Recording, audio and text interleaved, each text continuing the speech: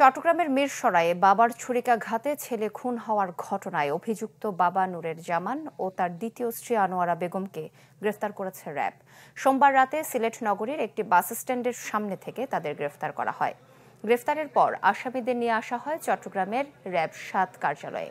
সেখানে ব্রিফিংয়ে র্যাব ৭-এর অধিনায়ক লেফটেন্যান্ট কর্নেল হাফিজুর রহমান জানান, নূরের জামানের দ্বিতীয় বিয়েকে কেন্দ্র করে বেশ কয়েকদিন ধরেই পারিবারিক কলহ চলে আসছিল।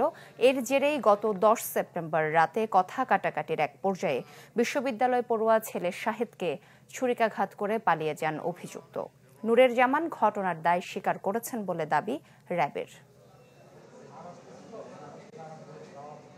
গত ১০ তারিখ থেকে র্যাব ৭ এবং র্যাব ৯ সিলেট এই দুইটি ব্যাটালিয়নের যৌথ অভিযানিক দল গত ৫ দিন যাবৎ এই আসামিকে ধরার জন্য চেষ্টা চালাচ্ছিল এবং গতকালকে সিলেটের দক্ষিণ সুরমা এলাকা হতে